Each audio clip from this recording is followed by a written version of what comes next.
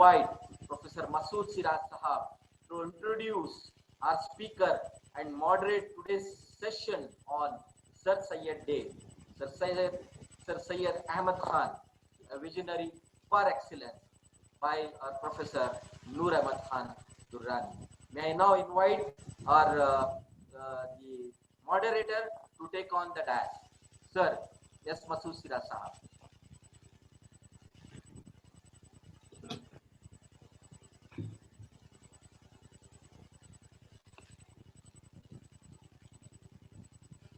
Yes, sir, you can. Humble intellect group के मुअज़्ज़ज़ अरकान, गिरां क़द्र हाज़रीन व नाज़रीन, अस्सलाम वालेकुम। मुक़ाम मसरत है कि यौम सर सैयद के मौके पर इंटेलेक्चुअल ग्रुप के अरबाब ने सर सैयद की याद ताज़ा करने के लिए तारीख़ी शहर मैसूर में एक वेबिनार का एहतमाम किया है। मैं तमाम अहबाब को दिली मुबारकबाद पेश करता हूँ। आज एक ऐसे मोहसिन कौम की याद ताज़ा करने के लिए हम जमा हुए हैं जिसके गिरां क़द्र एहसानात से कौम कभी सुबुकदोश नहीं हो सकती। हम एक ऐसे दौर, एक ऐसे दीदावर, मुदब्बिर, दानिश्वर, अदीब, रोशन ख्याल मुझसे की याद से जहनों को मुनव्वर करने के लिए इकट्ठा हुए हैं, जिसे कौम की फिक्र हर लम्हा बेदाब रखती थी, जिसने अपनी ज़िंदगी के आखिरी लम्हों तक कौम व अदब की वो शानदार खिदमत अंजाम दी जिसकी नज़ीर तारीख़ में कहीं नहीं मिलती, जिसने अपने ज़ाती मफाद से बालातर होकर कौमी मफाद के लिए आराम व आसाइश सब कुछ तज दिया, जिसने कौम के इक़बाल का मातम नहीं किया बल्कि कौम को महवे नाले जरस रहने के बजाय याराने तेज़ गाम से हम कदम होकर नई मंजिलों की तरफ गामजन होने का दर्ज दिया। एक ऐसे पुराशूब दौर में जबकि मुग़लिया हुकूमत हमेशा हमेशा के लिए ख़त्म हो गई, अंग्रेज़ों का इक़्तिदार कायम हो गया, हर तरफ अफरा तफरी मची हुई थी, निज़ाम माशरत के मुख्तलिफ शोबों में एक बेहिसी का सालम था। मुग़लिया तहज़ीब की पुरानी ख़तरें आहिस्ता आहिस्ता मिट रही थी। मग़रिब का नया निज़ाम ज़िंदगी और मग़रिबी तहज़ीब अपने रंग जमाने लगी थी। ज़िंदगी का हर शोबा मुतासिर हो रहा था। मुसलमान अंग्रेज़ों के जुल्म व सितम का शिकार हो रहे थे। उनकी पस्ती और ज़बू हाली अपनी इंतहा को पहुंच गई थी। सर सैयद ने मुल्क की इस्लाह व बहबूद के लिए अवाम की ज़हनी बेदारी की तश्कील व तहज़ीब के लिए एक इस्लाही तहरीक की बुनियाद डाली, जो सियासी, तालीमी, इल्मी, अदबी गरज जिंदगी के हमा जहत पहलुओं पर मुहित थी। इस तहरीक की बदौलत उन्होंने बेअमलों को जहदो सही का दर्ज दिया, उज़लत नशीनों को गोशे तन्हाई से निकलकर वसी व अरीज मैदान कार में खुली फजाओं में सांस लेना सिखाया, यादें माजी की रौनकों में गुम लोगों को बदले हुए हालात से बाखबर किया, तंग नजर लोगों को वसी नज़ीरी से काम लेने पर आमदा किया, आबा व अजदाद के कारनामों पर जाओ बेजा फख्र करने वालों को अपने अंदर वही औसाफ पैदा करने की तरगीब दी जो उनके आबा व अजदाद के थे। मशरिक़ को सीने से लगाए रहने वालों को, मगरिब से नफरत करने वालों को मगरिब की तरक्कियों और मगरिबी उलूम की अहमियतों व इफादियत से आगाह किया। अंधी तकलीद के पुजारियों को इज्तिहाद की अहमियत से वाकिफ कराया। रिवायत से सरे मुंह इनहराफ न करने वालों को गौर व फिक्र, तहकीक, तजुर्बा व इस्तिदलाल की ज़रूरत का एहसास दिलाया। सोतों को जोड़ा, खाबिदा कौम को बेदार किया, तने मुर्दा में जान डाल दी। मुसलमानों को दीगर कौमों की तरह अपने पैरों पर खड़े होने की, इज्जत और विकार के साथ जिंदगी गुजारने का सलीका और शऊर अता किया। कौमी रवैये में सबसे अहम बात यह है कि कौमी रवैये में असासी तब्दीली की ज़रूरत महसूस की, बर वक्त महसूस की। तारीखी हक़ायक़ से चश्मपोशी करने के बजाय कौमी तामीर के लिए अवाम में ज़हनी इनक़लाब बर्पा कर दिया। आलमी नुक़्ते नज़र और आलमी मसाइल और हालात से अवाम को रूशनास कराया। हिंदुस्तानियों और अंग्रेज़ों में नफ़रत की जो खलीज थी उसे पाटने की सही की, नई तालीम के लिए राहें हमवार की। हकीकी मज़हब और रिवाजी मज़हब में इम्तियाज़ किया। जदीद फ़लसफ़ा, मगरिबी तालीम और साइंस के रिवाज से मज़हब की तरफ जो बदज़नी, जो गलत फहमी, जो तासुब पैदा हो चला था, उसे दूर करने के लिए एक नया इल्मुल कलाम इजाद किया और ये साबित करने की सही की कि जदीद फ़लसफ़ा और साइंस की तालीम से इस्लाम की हक़ानियत पर कोई हर्फ नहीं आता। उन मसाइल और तवाहुमात पर कारी ज़रब लगाई जिन्हें जहालत और तंगनज़री की वजह से जुज़्व इस्लाम समझा जाने लगा था। दर हकीकत जिनका मजहब इस्लाम से दूर दूर तक कोई वास्ता नहीं था। और सर सैयद ने मगरिबी तालीम व तरबियत का बेड़ा उठाया, सियासत के आदाब सिखाए और ऐसे अदीबों, शायरों, मुसन्निफों की जमात पैदा की जिन्होंने न सिर्फ सर सैयद तहरीक की सूरतगरी में अहम रोल अदा किया, बल्कि अपनी निगारी चाहत से उर्दू के दामन को माला माल किया। लेकिन इसके सिले में कौम ने सर सैयद को क्या दिया? सर सैयद पर एतराज़ात किए गए, सर सैयद पर इल्ज़ामात लगाए गए, सर सैयद को गालियां दी गई, सर सैयद को काफर, सर सैयद को बद्दीन, सर सैयद को नेचरी कहा गया। तमाम बातें हुई। इस मौके पर मुझे अकबर इलाहाबादी की एक नज़म याद आती है। नज़म के कुछ अशार आप भी मुलाहजा करें।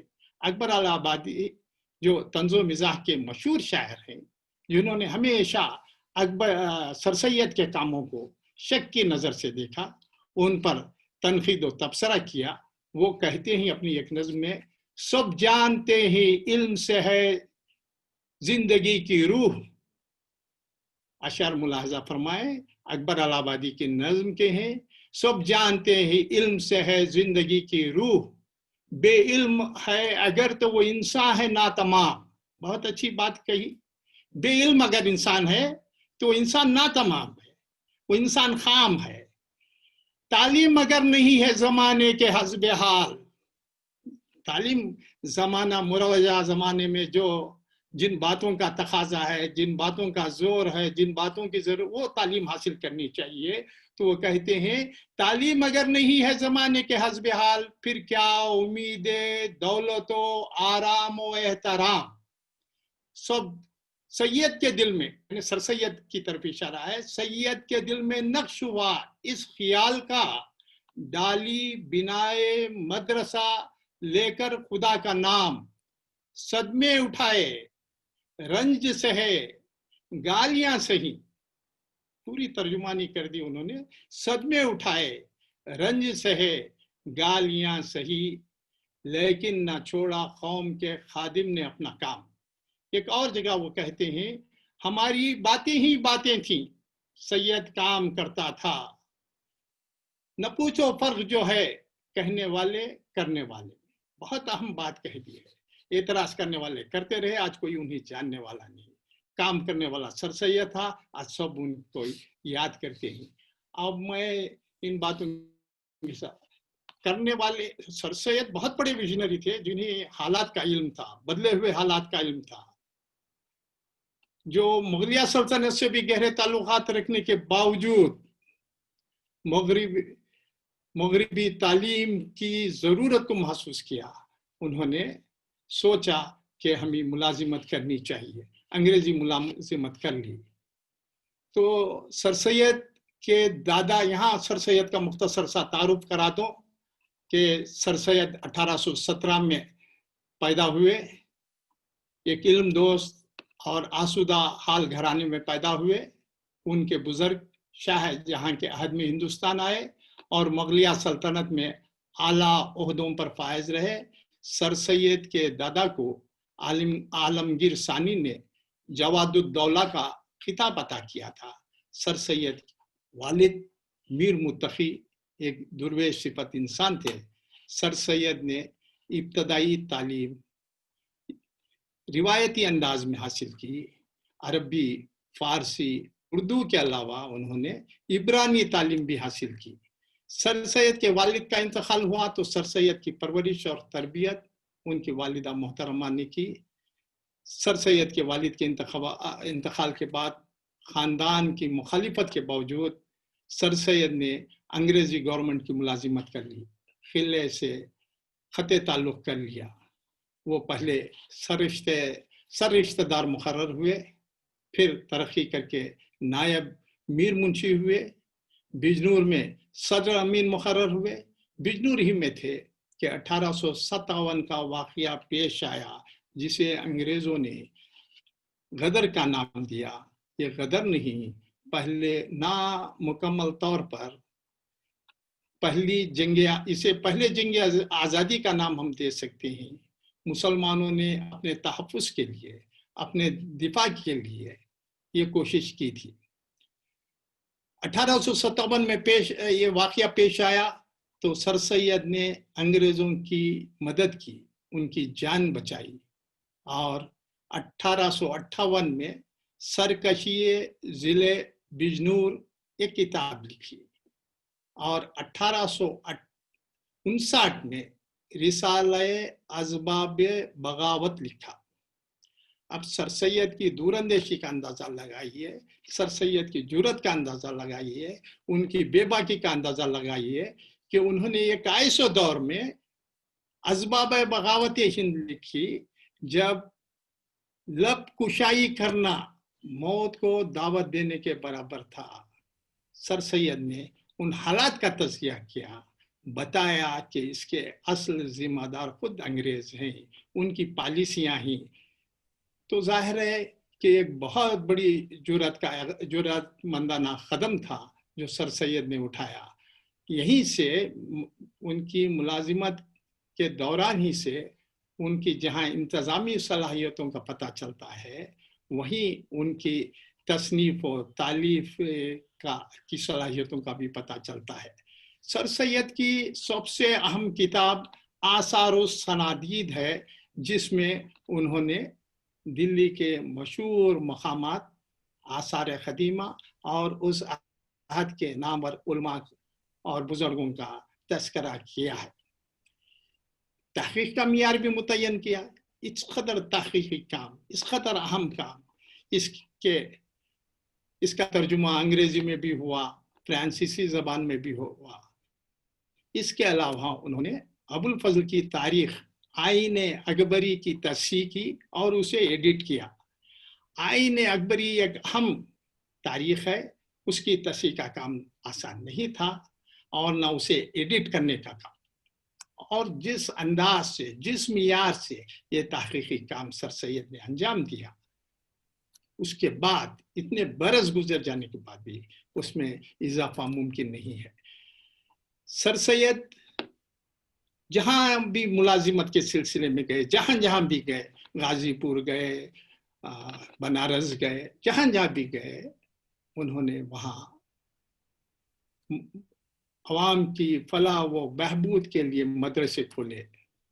सर सैयद का तबादला गाजीपुर को हुआ तो वहाँ साइंटिफिक सोसाइटी कायम की। एक बहुत अहम सोसाइटी थी, एक बहुत अहम उनका प्रोग्राम था, लाही अमल था। वो चाहते थे कि बहुत सी किताबें जिन तक हिंदुस्तानियों की रसाई नहीं है, जो मगरबी ज़बानों में हैं, वो तर्जुमा करवाई जाए। खुद कई किताबों का उन्होंने तर्जुमा किया और दूसरों को से तर्जुमा करवाया। आप अंदाज़ा लगा सकते हैं कि इस सोसाइटी के तहत वो क्या कुछ करना चाहते थे। एक तवील फहरिस्ती है और उसमें ये एक जगह वो उर्दू लुगत भी तरतीब देना चाहते हैं।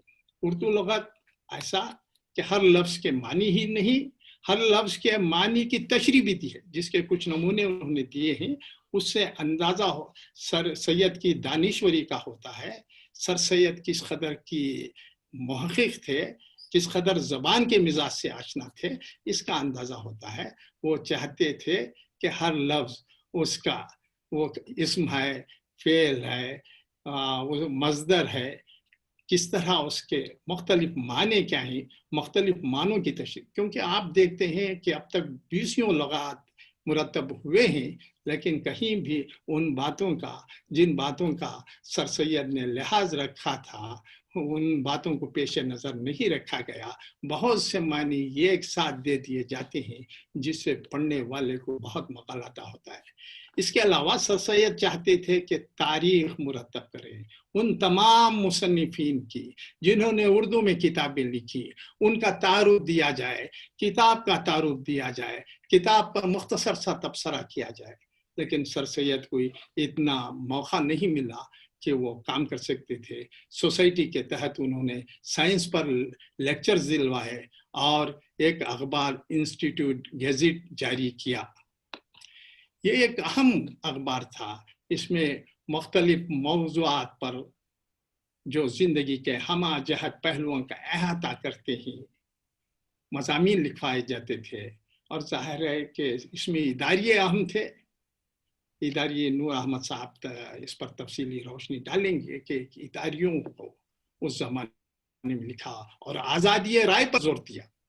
अब जाहिर है कि आज़ादी राय पर आज जो हालात हैं या उस ज़माने में जो हालात थे, उस तनाजुर में आप देखें तो सर सैयद की दूर अंदेशी, सर सैयद की हिम्मत, सर सैयद की बेबाकी का अंदाज़ा होता है कि वो किस तरह उन्होंने वक्त से कबल उन बातों का लिहाज रखा।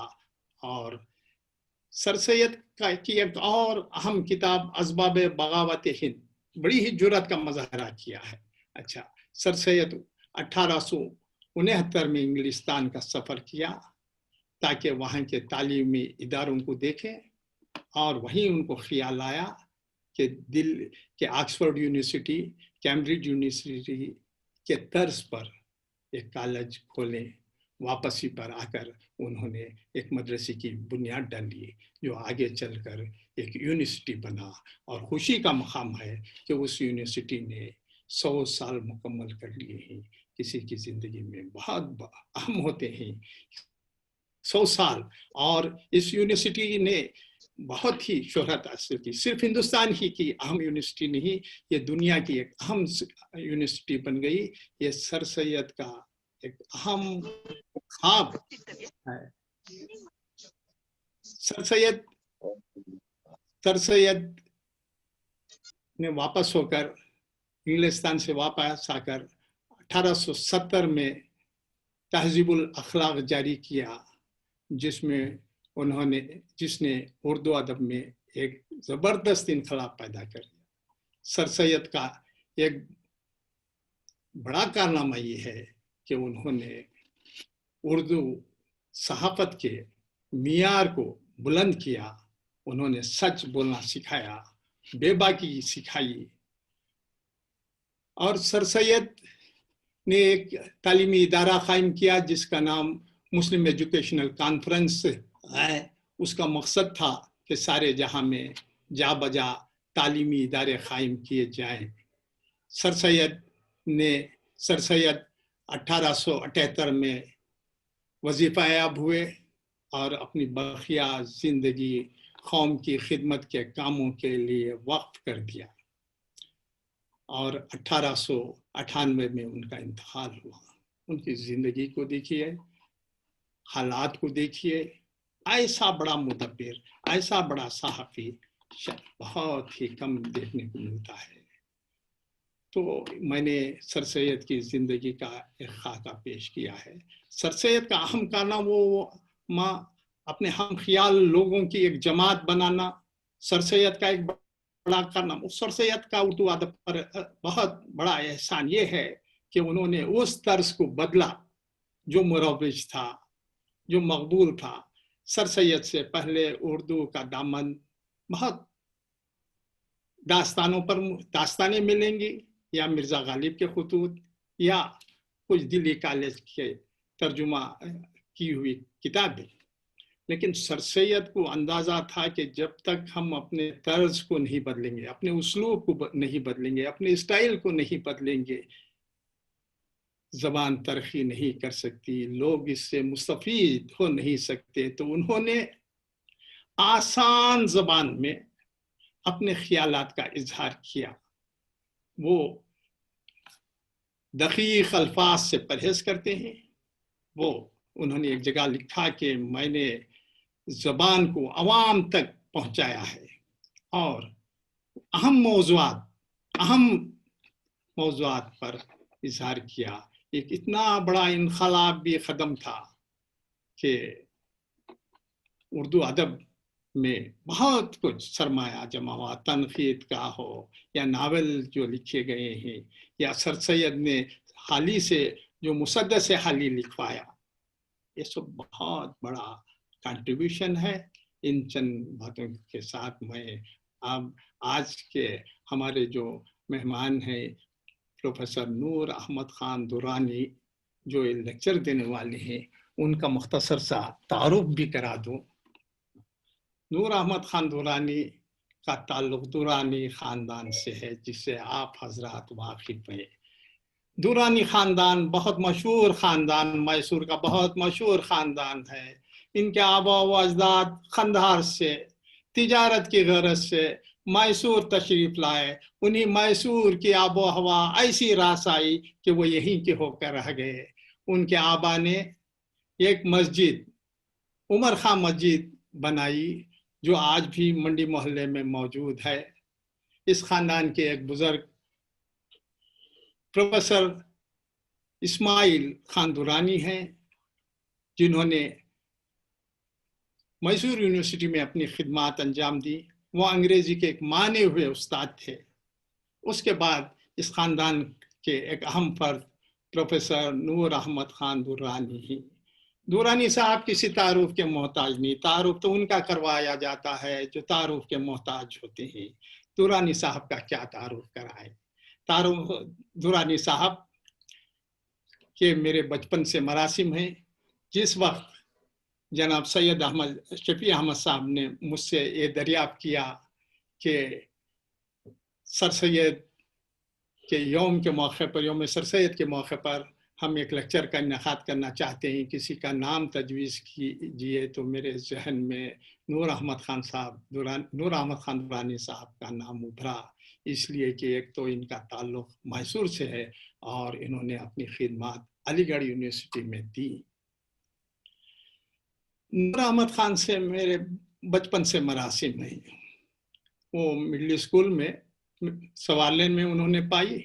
वो मेरे चचा मौलवी बशीरुल हसन साहब के शागिर्द मिडिल स्कूल में रहे।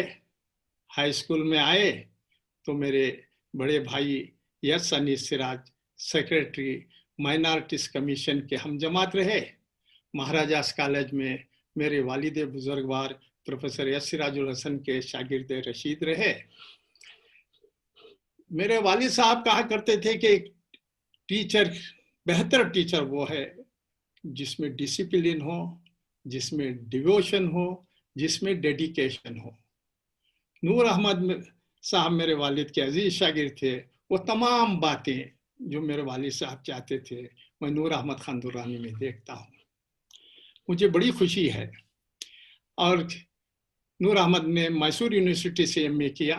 यहाँ कुछ दिनों तक वो लेक्चरर भी रहे, तो मेरा साथ रहा। लेकिन वो बड़े खुशकिस्मत थे कि यहाँ उन्हें मुलाजिमत नहीं मिली। اس لیے کہ اگر ملتی تو میسور ہی کے ہو کر رہ جاتے. وہ علی گڑھ گئے, وہاں ماس کمیونیکیشن ڈپارٹمنٹ کی بنا ڈالی. یہ بہت بڑا کام ہوتا ہے کہ کسی شعبے کی بنیاد ڈالنا اور اسے ترقی دینا.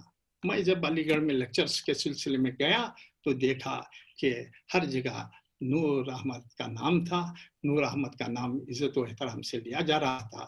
مجھے بے حد مسرت ہوئی کہ میسور کا ایک شہری آ کر علی گڑھ کی سیاست کا شکار نہیں ہوا بلکہ علی گڑھ پر اپنا سکہ اٹھایا. یہ بہت بڑی بات ہے.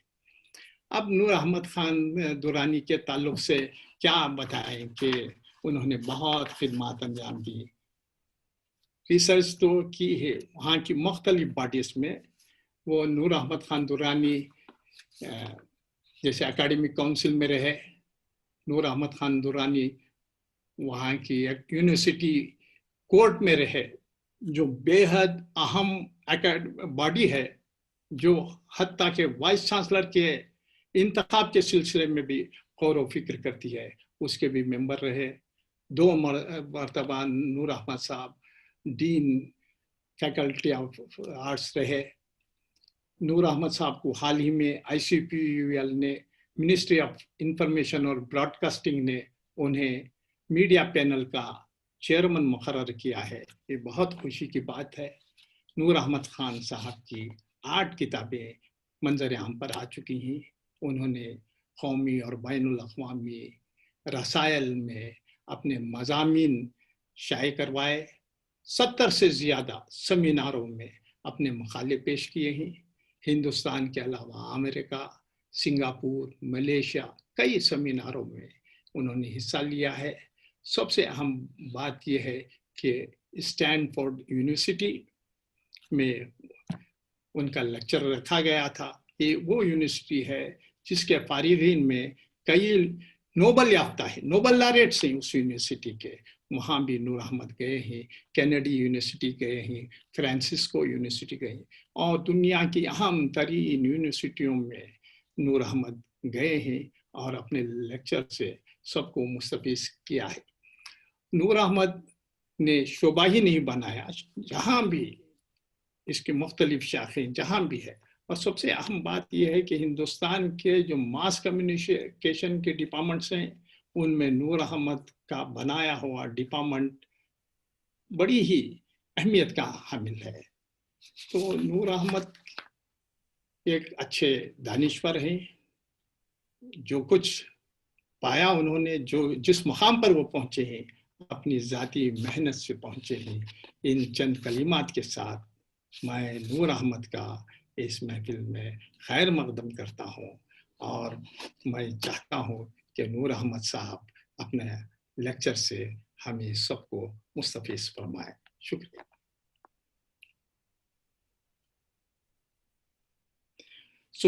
Word to Noor Ahmad Khan Durrani.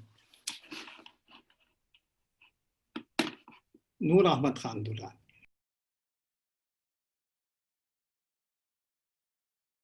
آواز آ رہی ہے؟ آ رہی ہے. سب سے پہلے تو میں شکر گزار ہوں میرے عزیز دوست مسعود سراج صاحب کا, جنہوں نے اتنے خوبصورت اور عمدہ الفاظ میں میرا تعارف کروایا. حالانکہ میں سمجھتا ہوں کہ میں اس کا مستحق نہیں. جو کچھ میں نے کیا ہے وہ ایز اے ٹیچر اور ایز اے ایڈمنسٹریٹو ہیڈ کام کیا. باقی کی سارے کارنامے خود بخود ہو گئے, جس کے لیے میں شکر گزار ہوں اللہ تعالیٰ کا, جس نے مجھے ایک موقع دیا اتنی اہم یونیورسٹی کو سرو کرنے کا. اور میں سمجھتا ہوں کہ humble intellectual group who have thought of celebrating the centenary celebration of an institution which is being founded by one of the greatest reformer and educationist of 19th century, Sir Syed Ahmad Khan. And because of his efforts, now we find that thousands of families, particularly Muslims, they were able to change their life. You can see that he's a towering personality primarily because of the distinct qualities which he possessed. He was an eminent statesman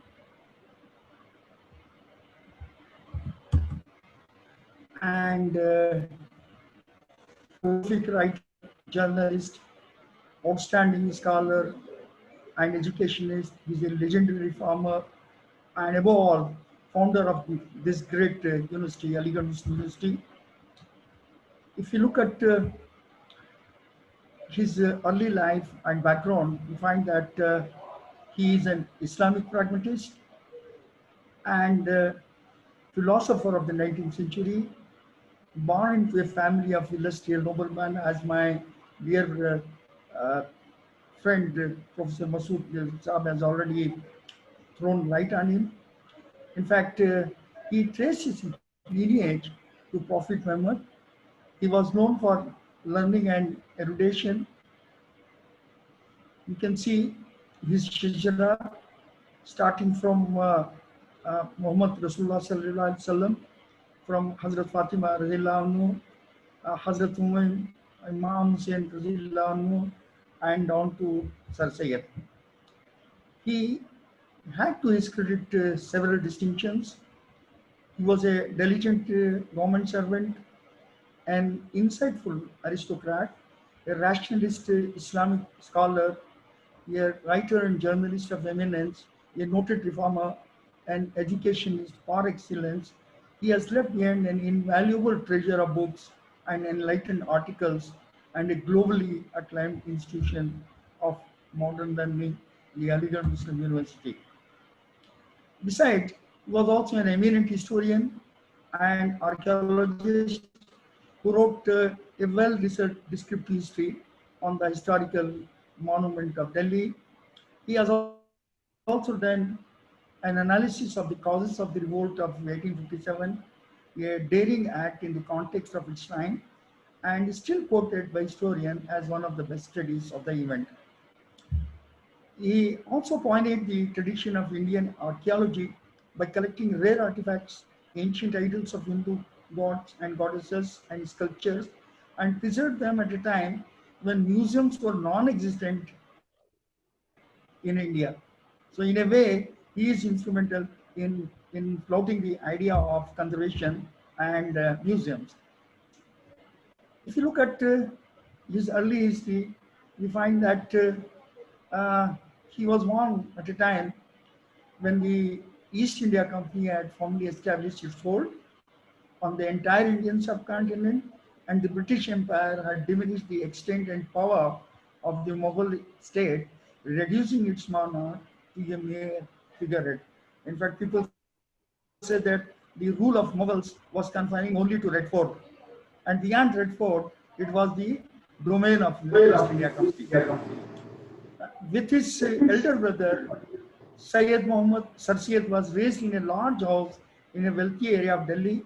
He was brought up strictly in accordance with the Mughal noble traditions and exposed to politics from the very tender age. His mother, Azizun Nisa, she played a very formative role in Sir Syed's early life, rearing him with rigid discipline and a strong emphasis on modern education. Sir Syed was taught to read and understand the Quran, and as per the family traditions of nobles then prevailing, he was placed under the charge of Lord Wellesley for intellectual grooming. He was trained in Persian, Arabic, Urdu, and Orthodox religious subjects and studied the classical literary works. He also received instructions in mathematics, astronomy, Islamic jurisprudence, and well trained in swimming, wrestling, and other sports. He took an active part in the Mughal court's cultural activities too. In 1838, Syed Ahmad entered the service of East India Company and went on to become a judge at a small causes court in 1867, retiring from service in 1876. Syed Ahmad's first job was in the Agra court as an assistant clerk. He proved his work as a hard and sincere worker, which brought him promotion one after another.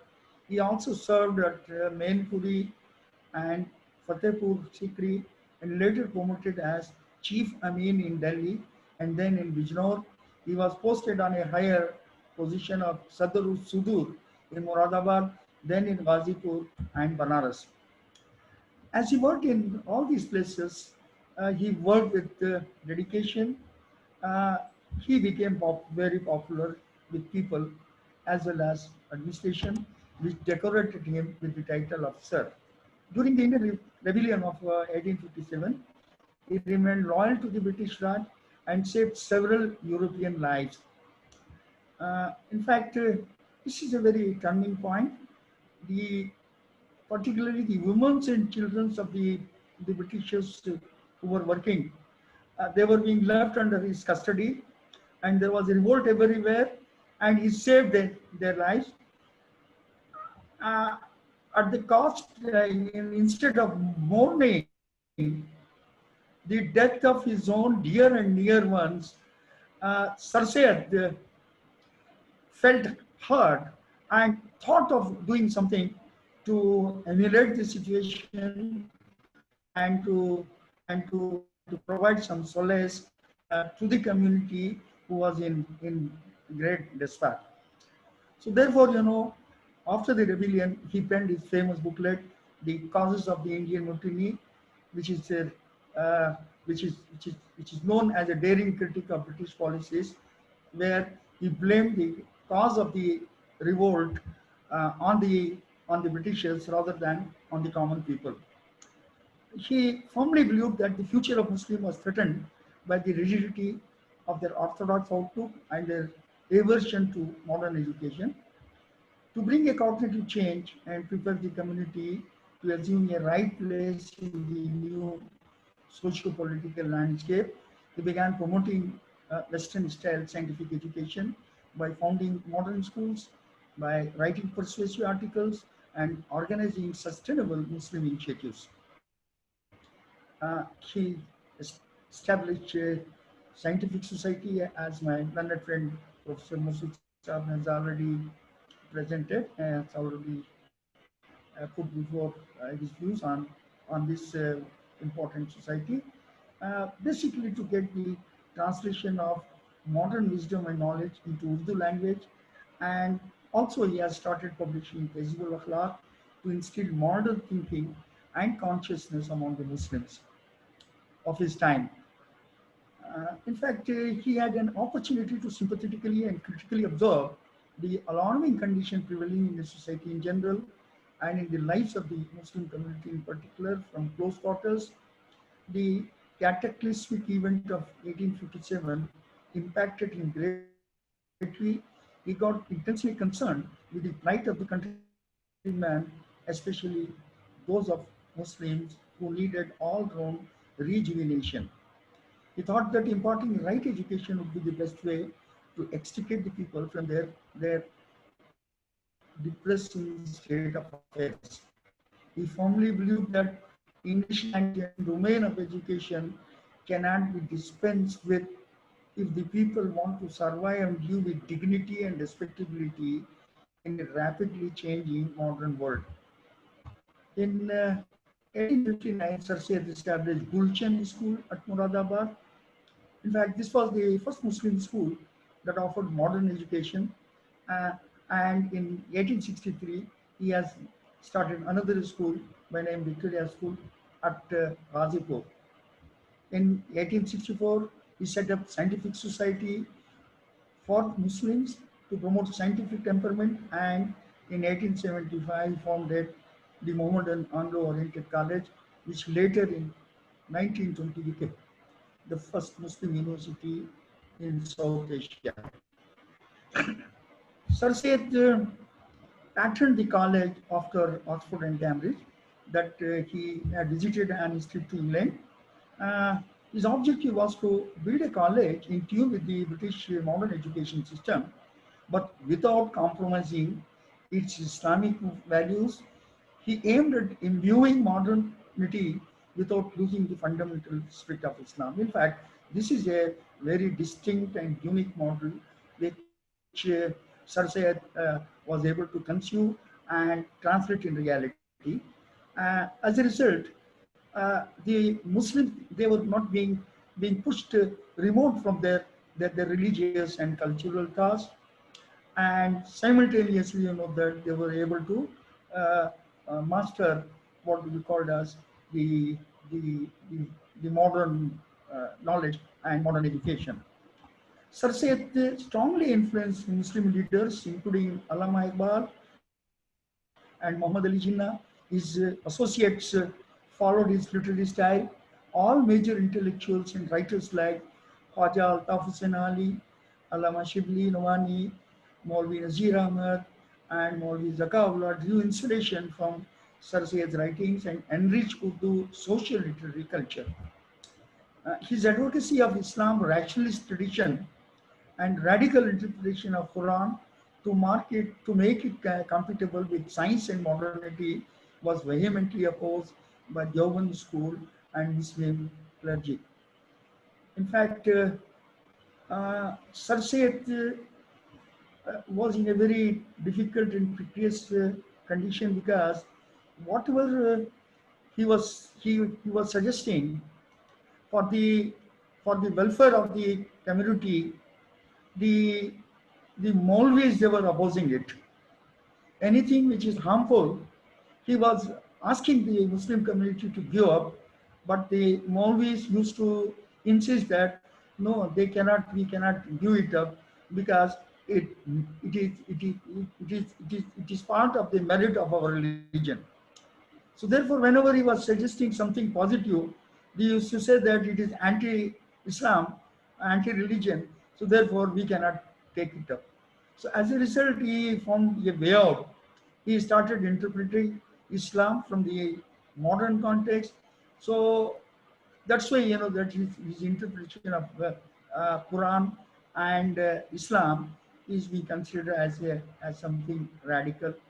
But he brought the understanding of Islam and the religion uh, incompatible with the science and modernity. That was another great job which he has done. He often exhort, do not show the face of Islam to others. Instead, show your face as the followers of true Islam, representing characters, knowledge, tolerance, and piety. So that means that mere preaching is not enough. One has to practice and practice with sincerity.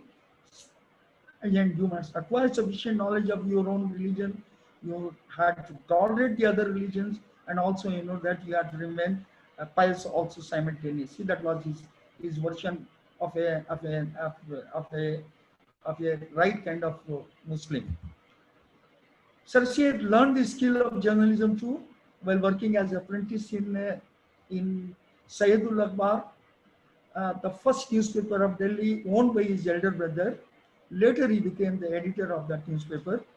In 1860, he launched Risale Khair Khwai Musalmanan with the intention to better the hostile relations emerged after 1857 revolt between Muslims and the ruling British regime. It acted as a bridge between these two, that violently against each other communities, and he tried to harmonize the relations.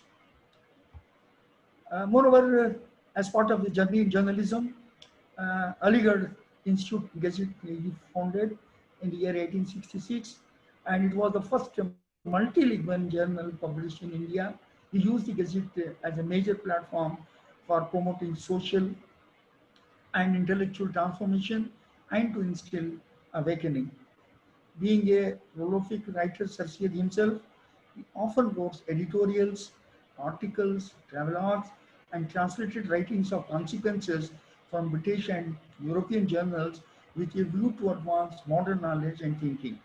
He developed and popularized simple and effective Urdu writing style and introduced a variety of socially relevant themes having a bearing on the future of the community and the country. In 1869, he traveled to England, from where he sent a series of dispatches about his experiences for publication in India. Even though his portrait of England is sometimes sketchy and oversimplified, his accounts of travel opened a door for understanding the emerging transformation the European world is witnessing, and also had elaborated on the reasons for their all-round dominance in the world. Uh, Due to his scholarship, leadership, sincerity, diligence, and his undaunting spirit to uplift community, he had earned several awards. Some prominent ones are Arif Jung title awarded to him by Emperor Bahadur Shah Zafar. British India government bestowed the title of Sir on him for rendering distinguished services to humanity. The title of Knight Commander of the Star of India was conferred on him, and then honorary Doctor of Law was awarded to him by a very distinguished university, University of Edinburgh. He was also nominated as a member of the Civil Service Commission, and as well as he was nominated as as a member of the Viceroy's Legislative Council.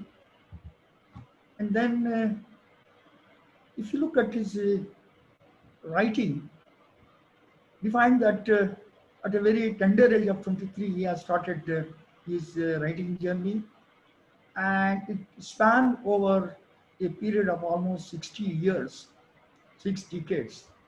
Gifted with the skill of remarkable articulation, he wrote on varied subjects ranging from as simple as mechanics to education issues, mainly in Urdu.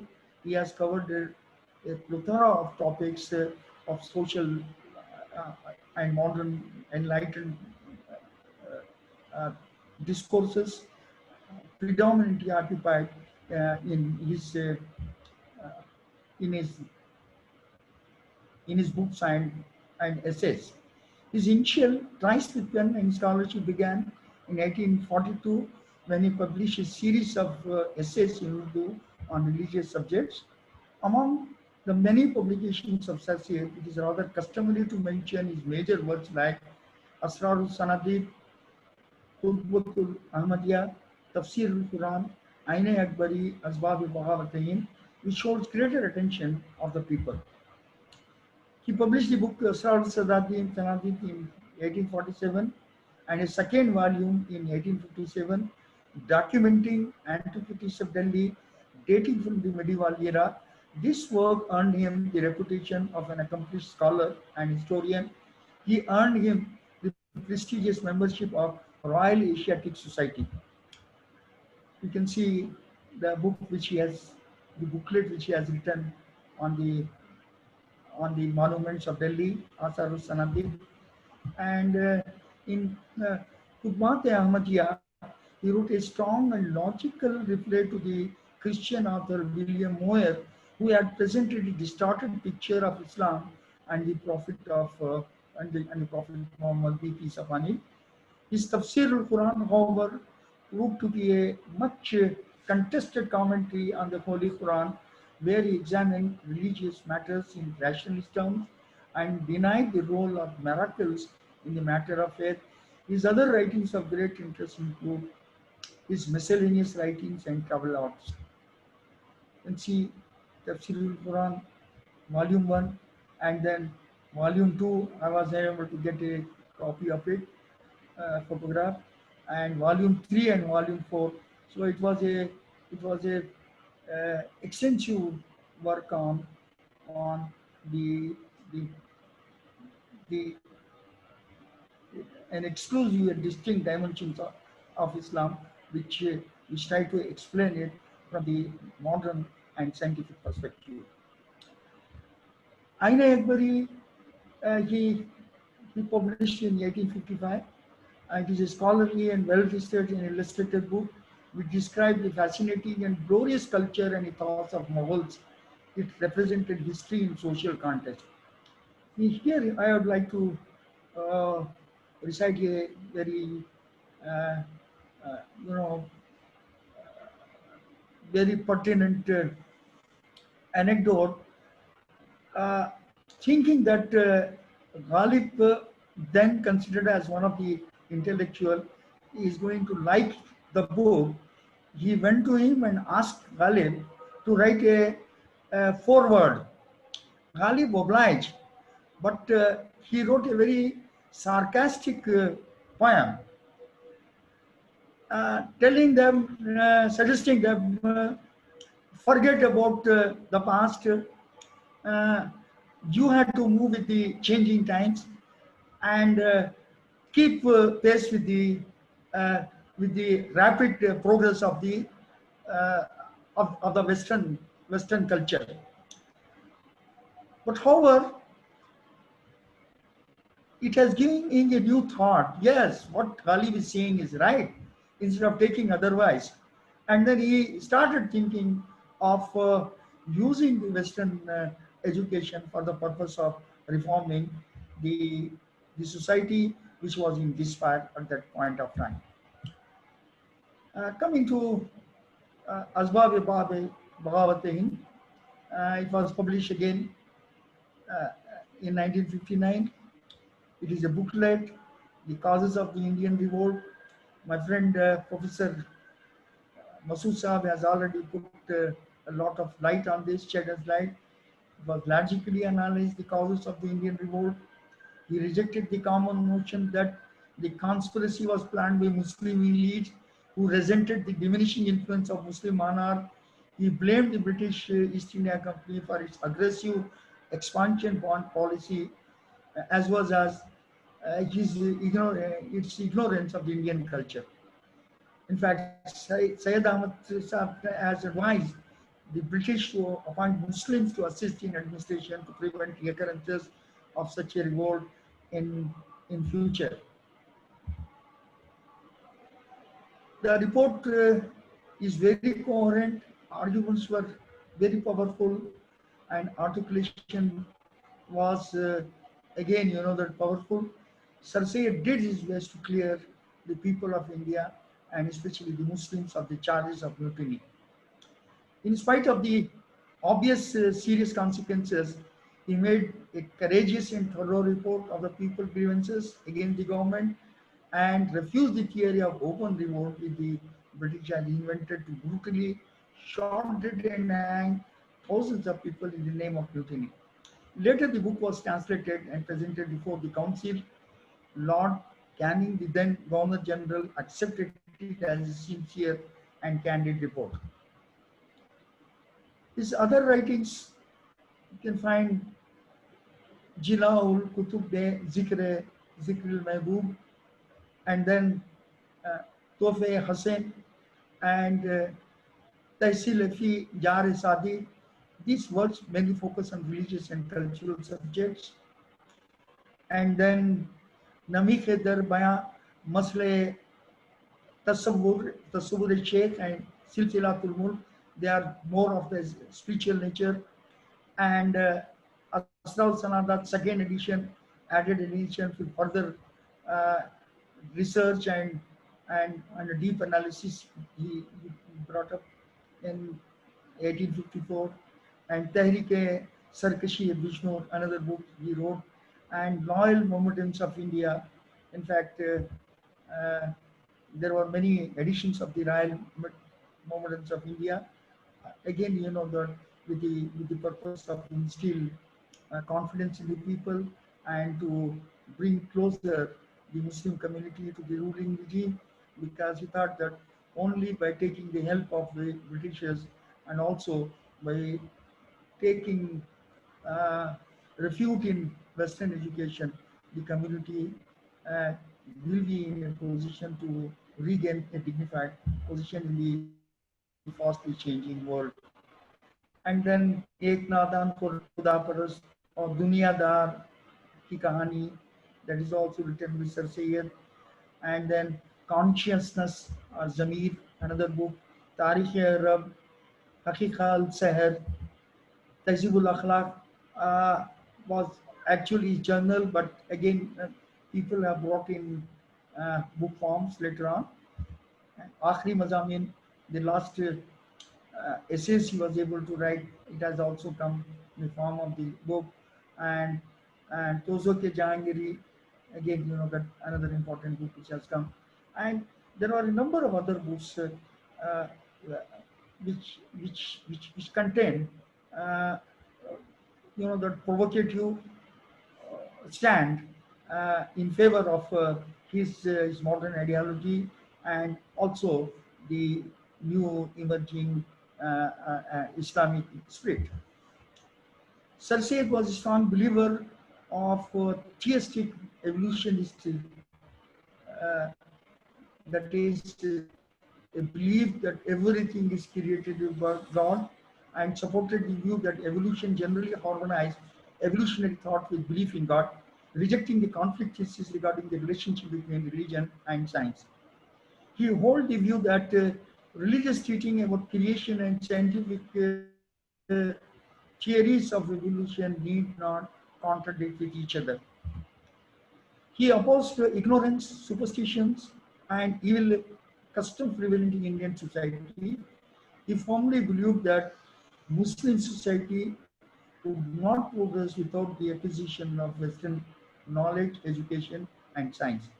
It was a time of intense missionary activity and Hindu reform. He promoted interfaith understanding and encouraged the process of dialogue and discussion on religious matters, and warned the cause of respecting divergent views. In fact, we are in a very similar situation faced by Sir Syed. And again, there is I think that there is strong need to promote this interfaith understanding between our faith and between the faiths of our countrymen. It is time that we should seriously think this issue from that point of view. Sir Syed was deeply hurt by Muhammad's representation of Islam and the Prophet in the book Life of Muhammad from Original Sources. We have to appreciate his response and his stand, and this response still holds good in our present day environment. Sir Syed showed the world how to disagree with an opponent in a civilized manner. He did not demand banning or burning of the book, neither incite violence nor ignore and kept silence. Instead, he responded to William Morris' sacrilege with his own well-researched book titled Life of Muhammad, in which he pointwise demolished each of the objectionable details, proving them wrong with reasoning, facts, and logic. In order to meet this purpose, he has traveled all the way to London and sat for weeks in museum, London, that British Museum, and collected research material to argue, to prove him wrong. So that should be the attitude.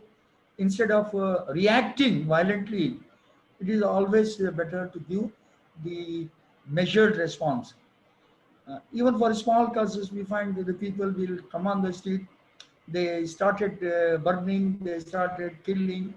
So that we have to look at the history primarily because, and we have to read great uh, personalities like Sir Syed to to to understand the wisdom and to find an inspiring motivation. So that is the main purpose for which today's lecture was also has been organized, I think.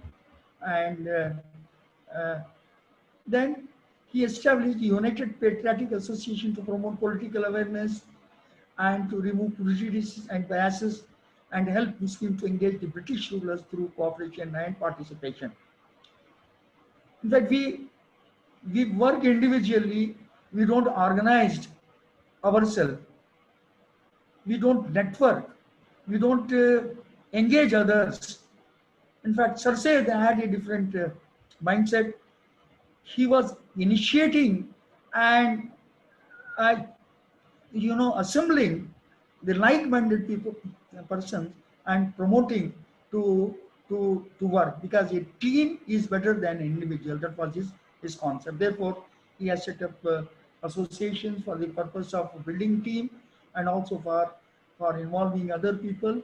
And one man can render less, but when too many people join, obviously the things are going to become easier and jobs can also be extended easily. For the purpose of educational uplift of the Muslims of India, he set up various modern educational institutions, and also in order to enlighten and motivate and inspire, he started the journal Tazibul Akhlaq to ignite awakening. The journal contained his own scholarly and well-reasoned articles and articles of influential Muslims who wrote on varied topics of enlightenment and modern learning. Sir Syed carved a space for rationalist thought, gave a new direction to education, and laid the parameters of modernist Urdu prose. As he also influenced poets and writers, he came to be acknowledged as one of the major reformers of modern India. He evolved a new philosophy and pedagogy for public education, laying equal emphasis on nurturing along with education, and effected a change in the attitude of people, especially of the Muslim community, towards socio-cultural and national identity. In fact, the same tradition is continuing still in Aligarh Muslim University to some extent. Talim with Tarbiyat was his motive. So not merely the education, but also that developing a personality, nurturing for that purpose is something which is integral requirement. So that's why that this is a new model where nurturing is being done and in accordance with the basic principles of Islam, and developing and inculcating a Western outlook. So that model has become sustainable and able to serve the community well. He was an iconoclast and a radical who promoted scientific view of life and found space for pure rationalism as opposed to romantic sentimentality. You don't find any romantic writing of Sir Syed. He written, according to some researchers, more than 6,000 pages.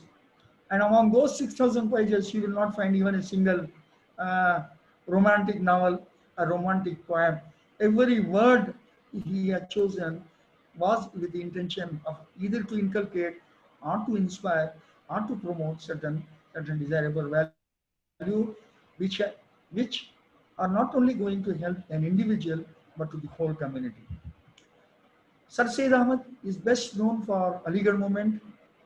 It is a systematic movement aimed at transforming the social, political, and educational aspects of the Muslim community.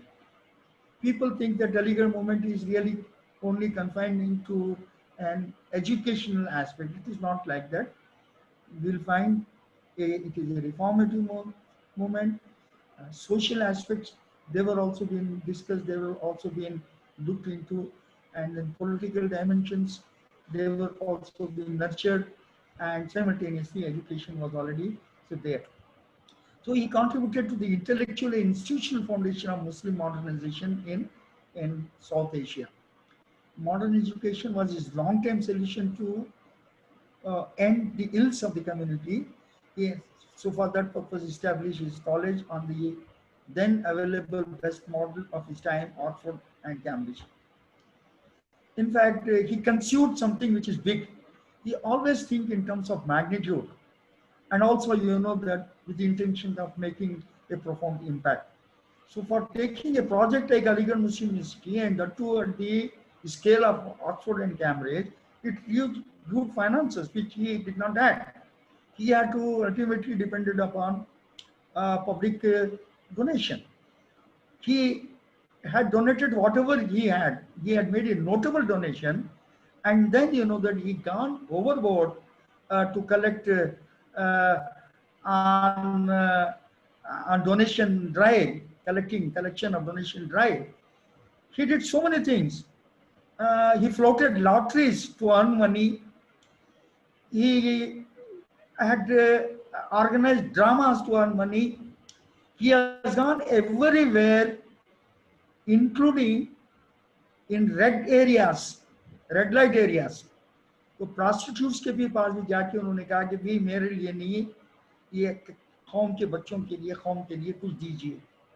He has gone to royal family members, he has gone to Nawabs, he has gone to Zamindars, he has gone to trade persons, he has gone to Hindus, he has gone to the people who are in the service, small funds, big funds, whatever money he tried to collect, and ultimately he has given uh, what we call as, he has translated his dream to reality, and he was able to build Anglo-Mohammedan College on a grand scale.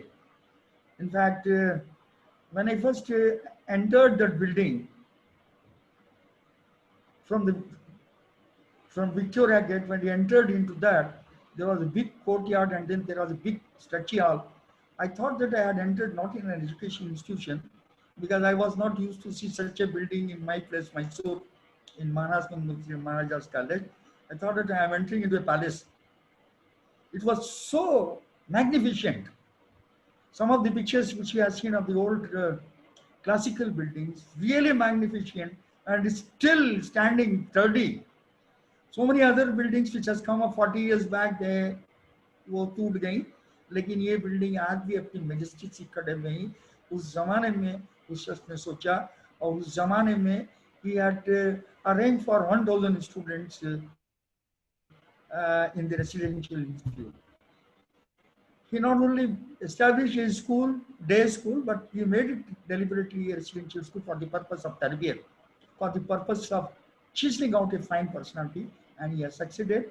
And till date, many generations of Muslims and even non-Muslims, they got benefited out of this school.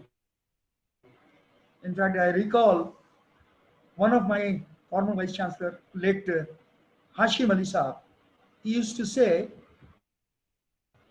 अगर sir Syed ना होते तो ये ऑफिसराना ठाट-बाट जो हम लोग गुजार रहे हैं, ये कुछ ना होता.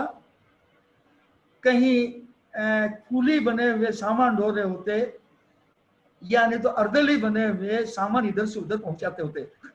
मेरे ख्याल में there is some element of reality. If you imagine that time, उस वक्त पे कोई अंग्रेजी पढ़ना नहीं चाहता था, मॉडर्न साइंस को समझते थे कि नेचर ही नहीं बल्कि लोग जो है कुफ्र में जा रहे हैं. और उस जमाने की जो एक लीडरशिप थी वो मौलवियों और मुल्लाओं में थी, और वो लकीर के फकीर ही थे.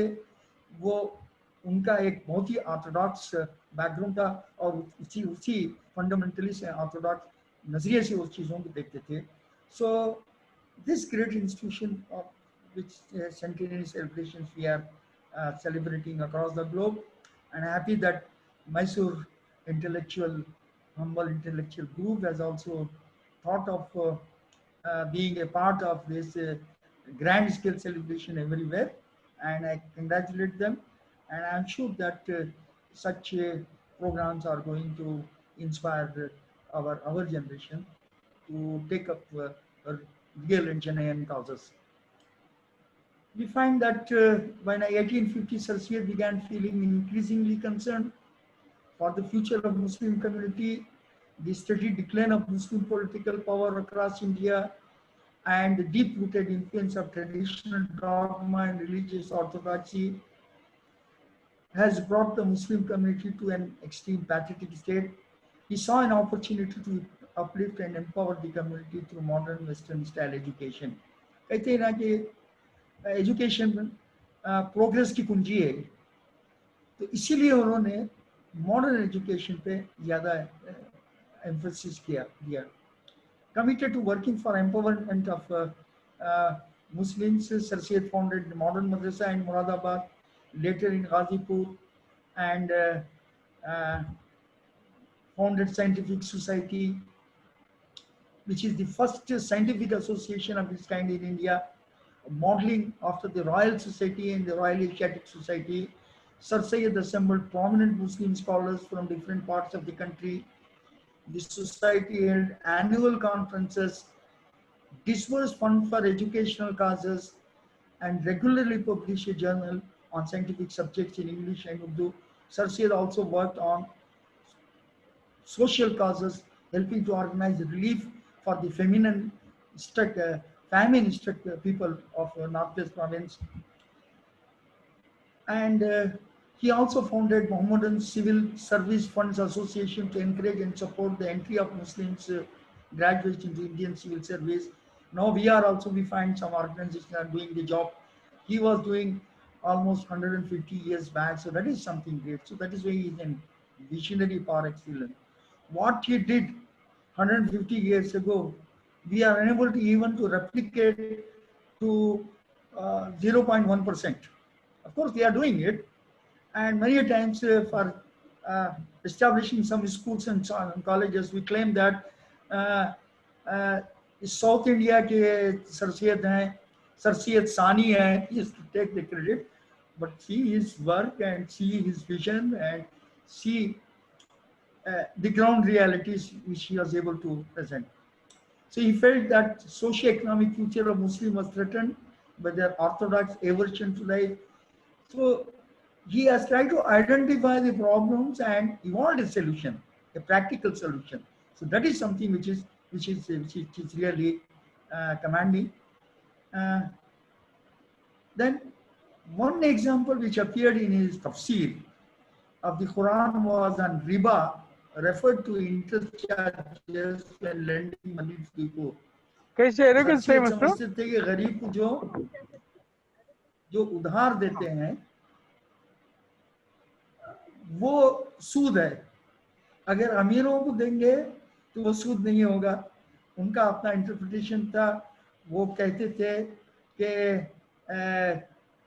बोरोअर जो है ट्रेड के लिए ले रहे हैं, इंडस्ट्री के लिए ले रहे हैं, तो वो एक फाइनेंस सपोर्ट है, ट्रेड के लिए एक सपोर्ट है, नेशन के लिए सपोर्ट है, नेशनल वेलफेयर के लिए सपोर्ट है, प्रॉस्पेरिटी के लिए एक सपोर्ट है. तो वो कहते हैं कि बैंक से लोन लिया जाएगा और वैसे गरीब अगर सूद पे लेंगे तो वो सूद होगा.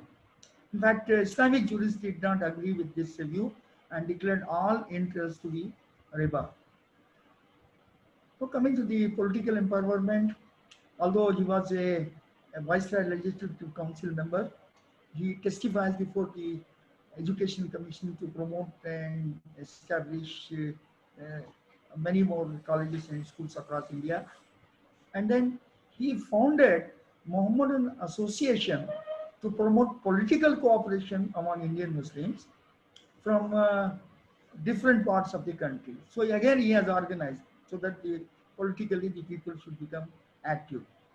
In 1886, he organized All India Mohammedan Educational Conference, which promote his view of modern education and also political unity for Muslims.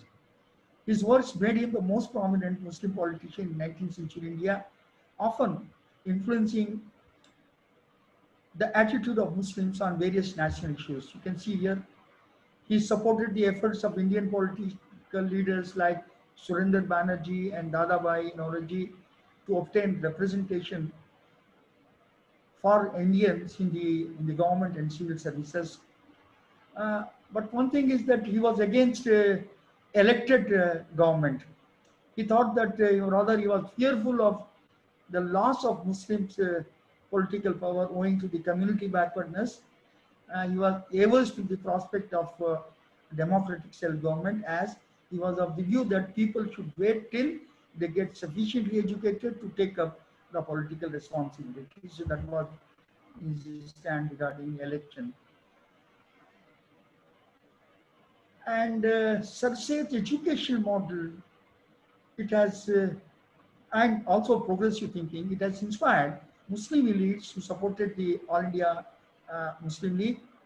This fresh awareness of Muslims stimulated a new political consciousness among Muslim elite that went on to form the All India Muslim League.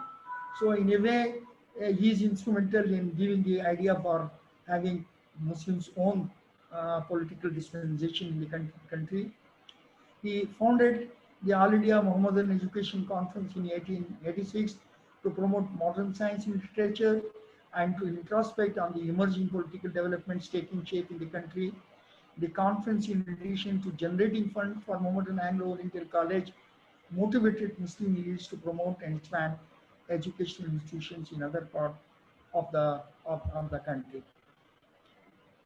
If you look at the prominent alumni, in fact, the list I have condensed it is very long.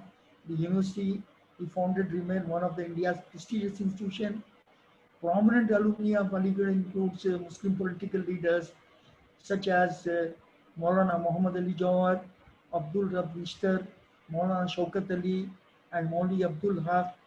The first two prime ministers of Pakistan, Liaquat Ali Khan and Khwaja Nizamuddin, as well as Pakistan President Field Marshal Ayub Khan, and the Indian President Dr. Zakir Hussain, and Vice President Hamid Ansari, former Union Minister Mohsin Khidwai, Arif Mohammad Khan, currently the Governor of Kerala, Shafiq Qureshi, former Governor, and A.R. Khidwai, former Governor, Mohammad Amin Didi, President of Maldives, Mansoor Ali, Prime Minister of Bangladesh. There are so many hundreds of people who were able to get benefit out of the enlightened efforts. The Aligarh movement was the largest and the extremely significant initiative to establish modern system of education for the Muslim population of the colonial India during the later decade of the 19th century. Sir Syed deliberately shaped Aligarh movement in the direction that influenced Indian society and culture in multiple ways. And so really it is not enlightenment towards knowledge and science. It was also instrumental in enlightening in the political and social and business affairs. So we find that the educational reform advanced by Aligarh movement established a base and an impetus for a wider transmission of Indian Muslim community. It has triggered a new awakening and a renaissance that had profound implications for the religion, politics, culture, and society in the Indian subcontinent. Aligarh Muslim University is a creation of Aligarh movement. It influenced a number of other contemporary movements to a great extent and instrumental in giving birth to several independent social, religious, and political movements during the 19th century. The impact of Aligarh movement was not confined to North India, but could be seen across the entire Indian subcontinent. It made lasting contribution to the political emancipation of Indian Muslims. It has introduced a new trend in Urdu literature. Sir Syed and his associates started a simple, direct, and easy to understand writing style in Urdu in place of a difficult to comprehend rhetorical and academic language. This greatly helped Muslims to understand and appreciate the main ideas primarily centered around socio-political empowerment of Muslims of undivided India. The movement opened up new vistas for Urdu language and literature and created necessary conditions for developing new and meaningful discourses and idioms, expanding its appeal and popularity. He brought literature and intellectual pursuit closer to each other, facilitating reflection of ground realities of the life of a vanquished community suffering from the hostility of new rulers, with a focus on new means to regain a life of dignity in the changed environment. So all these things we find that in literature they have become an important ingredient. You will find the same ideas echoed in the poems of Dr. Allama Iqbal and in the writings of Dr. Nazir Ahmad and Altaf Hussain Ali and other prominent Urdu writers and poets. Sir Syed viewed the need for education as it shapes a person to transact life with an aura of confidence and dignity. It is the only means that help people to extricate themselves from the quagmire of ignorance and stoicism. It is a dynamic instrument of empowerment that provides voice to the voiceless and a magic remedy to the miserable plights of social, economic, and public exclusion. He extolled his followers to preach the gospel of free inquiry, of large-heartedness, and of pure morality in his scheme of things, building of character and a right place. A strong believer in secularism, Sir Syed always opposed prejudice and discrimination of all kinds, caste, creed, religion, or region. He was extremely sensitive to the wind of change and always responded pragmatically by charting a course of action that fit naturally into the swiftly changing global scape. Sir Syed's distinct personality can be deconstructed to some extent on the basis of his sayings and dictums. He, to quote, the basis of all progress is that you should bring all treasure of knowledge under your control. At that time, only that the Muslims were living in a well. Their understanding were limited to only narrow Islam. He said that all knowledge, go to science, go to arts, master the literature, master the Quran, master the religion, read other religions. So that was his pursuit, the treasure of knowledge under your control.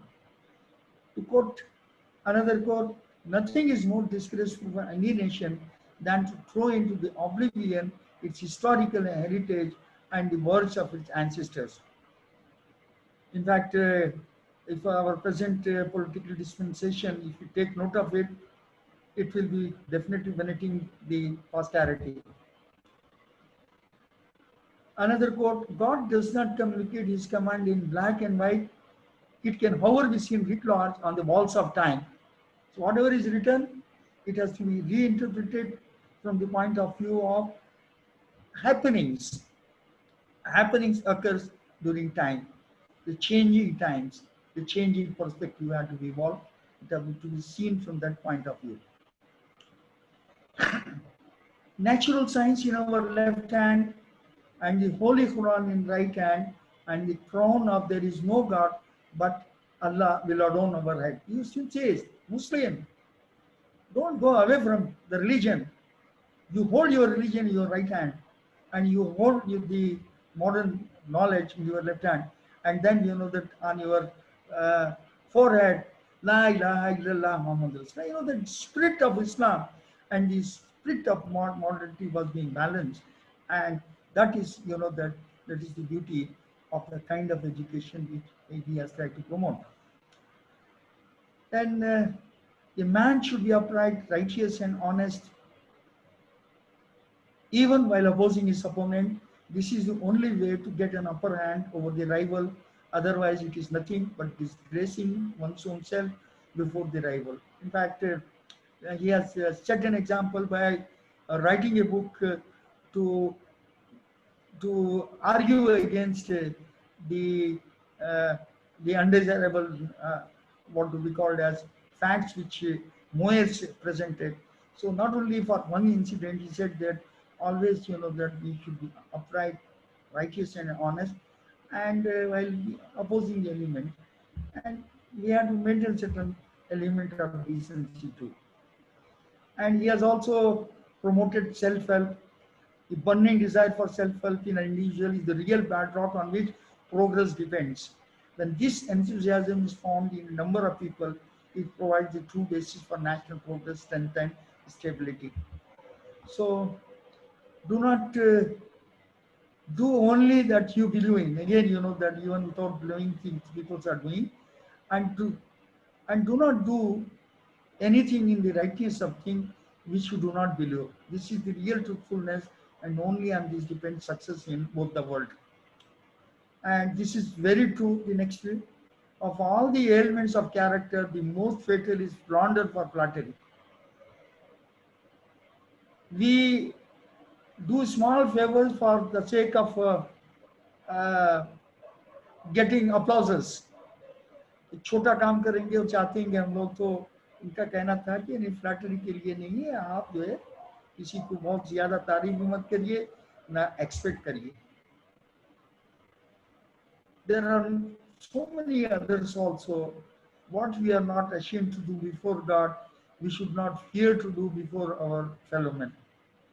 So he faced These are all motivating reasons for bringing a different perspective, a change in the personality.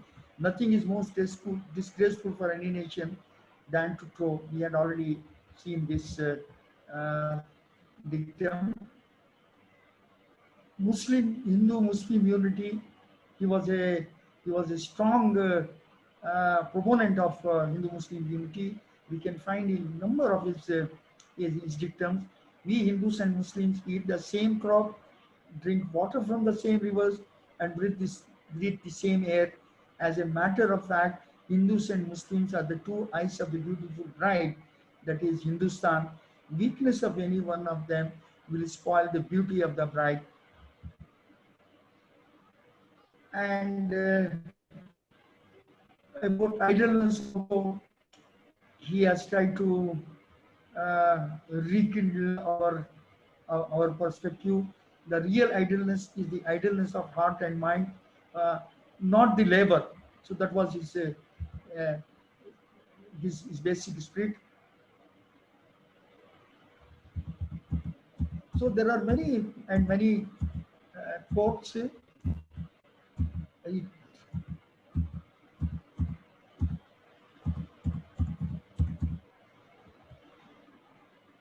Now let us just view the Muslim predicament. Moderate education is still the answer to the current alarmingly distressful predicament of Indian Muslims.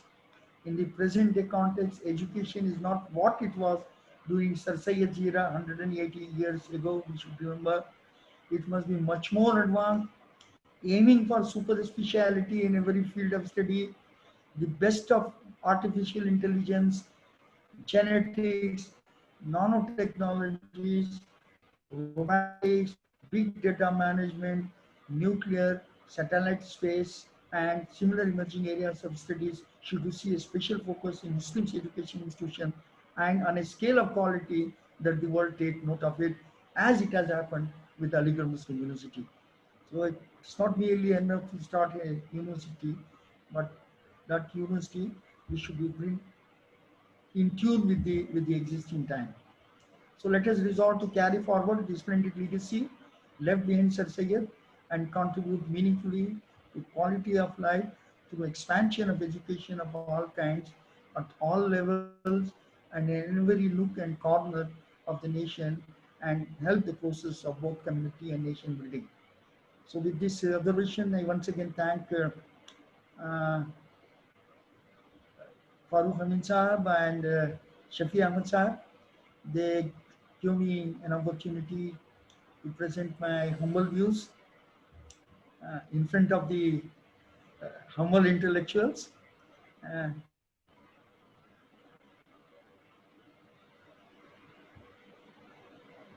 I am sure that it served their purpose. Thank you once again. Thank you all. Thank you so much, Noor Ahmad Durrani Sahab, for your wonderful presentation. Now I request Masood Siraz Sahab to sum up the presentation of Noor Ahmad Durrani. बहुत ही नूर अहमद साहब का आपने lecture मुलाहिजा फरमाया, बहुत ही जामे, बहुत ही मालूमात अफजा था। सर सैयद की शख्सियत ही ऐसी है कि उन पर घंटों आपके लेक्चर सुने, फिर भी लगता है कि कोई ना कोई पहलू तशना रह गया। वैसे नूर अहमद साहब ने कोशिश की कि तमाम पहलुओं का इहाता कर लिया जाए। उन्होंने बहुत ही खुश उसलूबी के साथ उन तमाम पहलुओं का, शख्सियत के तमाम पहलुओं का, उनके कारनामों के तमाम पहलू, क्योंकि एक मुतनव्वे पहलू है, बहुत ही वाइड रेंज है। सर सैयद जैसे थिंकर या मुफक्किर शाज ही पैदा होते हैं, बेलौस बेगरज खिदमत करने वाले। भाई खिदमत करने वाले मौजूद हैं, लेकिन नामो नमूद के पीछे भागते हैं। उनके पास कोई विजन नहीं है काम करने वालों के पीछे। लेकिन सर सैयद एक विजनरी थे, उन्हें मालूम था कि क्या करना चाहिए, किस तरह। तालीम भी कैसी, वो तालीम से वो मुतमईन नहीं थे। शायद आज होते तो अलीगढ़ में जिस तरह की तालीम है उससे भी मुतमईन ना होते। वो चाहते थे कि सिर्फ डिग्री याफ्ता पैदा ना हो, बल्कि तालीम में बताओ फर्क है डिग्री लेने में तालीम में कितना बड़ा फर्क है। वो चाहते थे कि सिर्फ पढ़ लेना काफी नहीं है, इम्तिहानात में पास होकर सनदें ला लेना काफी नहीं है, बल्कि हाई एजुकेशन पर जोर देते थे। जो आज हमारे जहनों में हायर एजुकेशन का तस्वर था वो सर सैयद के जहन में था। वो कहते थे कि इल्म के खजानों के जरिए वो शौकत वो ताकत पैदा की जाए ताकि वो खुद उस मुकाम पर जा ठहरे जो जहां आज यूरोपीय अक़वाम हैं। बहुत बड़ी बात है, क्योंकि आदमी सिर्फ वो चाहते थे कि इस तरह के स्कॉलरशिप दिए जाएं जो जिस शोबे में इख्तिसास रखता है, स्पेशलाइज है, उसमें महारत हासिल करे। आज हमारे पास महारत का भी तस्वर नहीं है। बहरहाल सर सैयद जैसे विजनरी, इकबाल ने जो कहा था हजारों साल नरगिस अपनी बेनूरी पे रोती है, बड़ी मुश्किल से होता है चमन में दीदावर पैदा। या मीर तकी मीर ने कहा था मत सहल हमी जानो फिरता है फलक बरसों तब खाक के पर्दे से इंसान निकलती। ऐसे इंसान, ऐसे जामे हैसियत शख्सियतें, ऐसे तहदार शख्सियतें, ऐसे वसी नजर रखने वाले, ऐसे अमली काम करने वाले अपना सब कुछ लुटा दिया। ऐसी मिसाल कहाँ मिलेगी जब उनका इंतकाल हुआ है, तजहीज के लिए पैसे नहीं, यानी जो कुछ आता सिर्फ एक ख्वाब, वो भी अधूरा ख्वाब। अगर उनके तमाम ख्वाब मुकम्मल हो जाते कौम की जिंदगी बदल गई होती, कौम की तकदीर बदल जाती। इसीलिए वो चाहते थे पहले तालीम याफ्ता हूँ, बाद में सियासत में हिस्सा या दूसरे शोबे में हिस्सा ले। तालीम तालीम तालीम, अव्वल आखिर तालीम। इन तमाम पहलुओं का नूर अहमद साहब ने जो अलीगढ़ में जिन्होंने अपनी खिदमत अंजाम दी, बहुत ही मानाखीज लेक्चर दिया है। और मैं बहुत, मुझे मसरत हुई आपका लेक्चर सुनकर। मैं सबकी जानिब से एक बार आपका शुक्रिया अदा करता हूँ। हम्बल इंटेलेक्चुअल्स का भी शुक्रगुजार हूँ कि उन्होंने एक सुनहरा मौका हम सबको इनायत फरमाया सर सैयद की याद को ताज़ा करने का, उनकी याद से दिलों को मुनव्वर करने का। अब ज़रूरत है कि उनके पैगाम को आम किया जाए, उनसे फ़ायज़ हासिल किया जाए, क्योंकि सिर्फ लेक्चर सुन लेना अहम नहीं है, उसके बाद हम अपना खुद महासभा करें। हर कौम के अफराद अपना आप महासभा करें। हालात पहले भी चैलेंजेस थे मुसलमानों के आगे, आज भी चैलेंजेस है। उन चैलेंजेस का किस तरह मुकाबला करना, नई नस्लों को उसके लिए तैयार करना ज़रूरी है। मैं समझता हूँ अगर संजीदगी से सर सैयद के ख्यालात को सुने और उन पर उसको ख्यालात को पेश नज़र रखें और नए चैलेंजेस में हम नई नस्लों को तैयार करें, तो एक बहुत बड़ी खिदमत होगी। इन चंद कलिमात के साथ मैं अपनी बात को ख़त्म करता हूँ। शुक्रिया।